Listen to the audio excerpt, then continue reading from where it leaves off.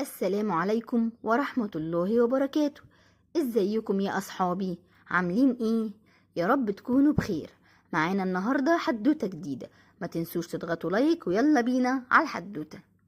كان يا مكان، يا سادة يا كرام، ما يحلى الكلام إلا بذكر النبي عليه الصلاة والسلام. كان في بنوتة اسمها جميلة، كانت لطيفة ومؤدبة جدا، بتحب تلعب مع أصحابها وتاخد بالها منهم دايما. جميلة كانت عندها لعب وحاجات كتيرة مختلفة، وماما بتجيب لها كل اللي نفسها فيه وكانت مبسوطة. وفي يوم جميلة اشترت فستان جديد مع مامتها، وبعد ما اشترته مامتها طلبت منها تحافظ عليه في دولابها. فعلا جميلة لبست الفستان وخرجت بيه مع صاحبتها، ولما كلهم شافوه وعلقوا على شكل الفستان وعلى جمالها كانت مبسوطة جدا من كلامهم. روحت يومها البيت سعيدة، لكن يومها طلبت من ماما تجيب لها لعبة جديدة. ماما قالت لها إنها لسه جايبة فستان جديد علشانها، وإنه مش لازم طول الوقت نشتري حاجات جديدة ليها.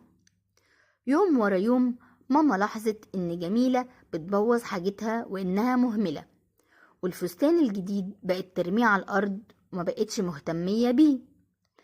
ماما ندهت عليها وسألتها ليه مش بتاخد بالها من حاجتها، وليه لما الحاجة بتكون جديدة بتهتم بيها وبتحافظ عليها وبعد كده بتهملها. جميلة قالت لمامتها إنها مش بتحب تستخدم حاجات قديمة، وبتكون دايما عاوزة تجدد في حاجتها وتكون حلوة وجديدة. لما الحاجة بتكون معاها كتير بتفقد متعتها لما بتستخدمها، وبتدور على الحاجة اللي بعدها علشان تبقى معاها حاجة جديدة تسعدها.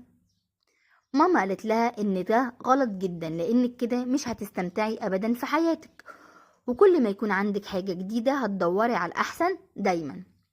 وقالت لها إن المتعة مش إن الحاجة جديدة أو قديمة، متعتنا إننا بنستخدم حاجات إحنا اخترناها علشان لطيفة، وقررنا في يوم نشتريها ونستخدمها، فلازم نهتم بيها ونتبسط بيها.